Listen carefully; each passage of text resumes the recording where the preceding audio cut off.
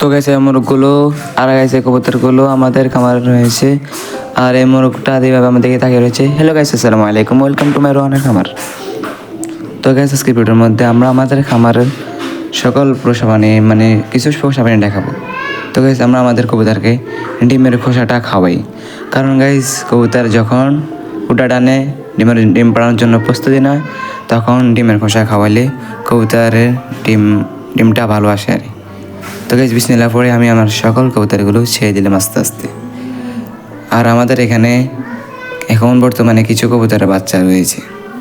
তো গাইস, সেটা অন্য ভিডিওর মধ্যে দেখাবো খামার আপডেট। তো গাইস, আমাদের খামারে একটা লক্কা কবুতর রয়েছে, এর জন্য একটা মাদি আনা লাগবো। তো গাইস, যেহেতু আমরা লক্কা মাদি পাই না, তবুও তার সাথে একটা বাংলা মাদি দিয়ে জোড়া দেবো, দেখি তাদের বাচ্চাটা কেমন আসে। আর গাইস, এবার আমি আস্তে আস্তে আমার কবুতরগুলোকে আদার দিব। আর আমরা বাজারের আদারটা খামারে ইউজ করি না। আমরা বাজারের কবুতরের মিক্স আদারটা আমাদের খামারে ইউজ করি না। আমরা বিভিন্ন জিনিস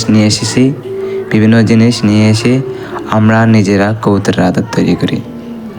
এখন বাজারে মিক্স আদারে কী ইউজ করে তা আমরা জানি না। আর আমাদের আদারে আমরা কি প্রোডাক্ট নিয়ে আনি মিক্স করি, তাহলে আমরা তো জানতে পারি যে এটার মধ্যে কতটুকু পুষ্টি আছে, আর আমরা আমাদের কতটুকু কবুতরকে পুষ্টিকর খাবার খাওয়াতে পারি। সেই জন্য আপনাদের বলছি, আমরা আমাদের কবুতরকে পুষ্টিকর আদার খাওয়াই, যাতে আমরা বুঝতে পারি যে আমাদের কবুতরগুলো কতটা পুষ্টি পায়।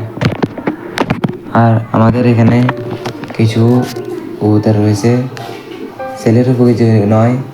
আমরা কিছুদিন পরে সেলের আপডেট দিব, এখনও সেল করার জন্য কিছু কবুতর না। তো গাইস, আমরা ছেলে মেয়ে শিওর হয়ে সেল করি।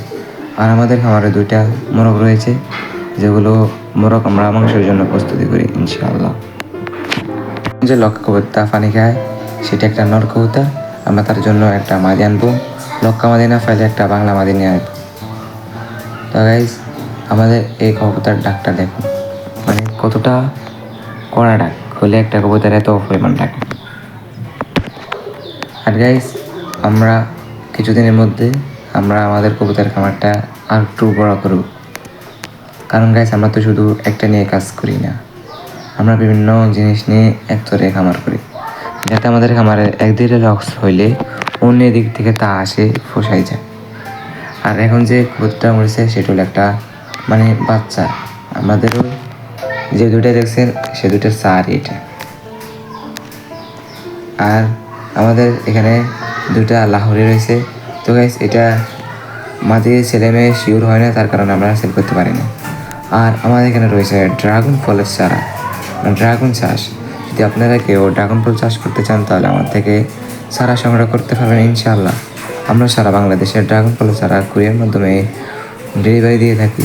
আমাদের একটা ডাল, ছোট ডাল, তার মধ্যে ফল চলে এলো, কত ছোট ডালে ফল চলে আইয়ে, তার আমরা আপনাদের বলি যে আমাদের গাছগুলো প্রিমিয়াম কোয়ালিটির গাছ। প্রিমিয়াম কোয়ালিটির ছাড়া রোয়ার সাথে রোয়ার 1 বছরের মধ্যে আপনারা ফল পেয়ে যাবেন। ভিডিও এই পর্যন্ত আসে থাকলে রোহানের খামারে সাবস্ক্রাইব এবং লাইক করতে পারেন। দেখা হবে অন্য কোনো ভিডিওতে। সবাই ভালো থাকবেন, সুস্থ থাকবেন। আসসালামু আলাইকুম ওয়া রাহমাতুল্লাহ।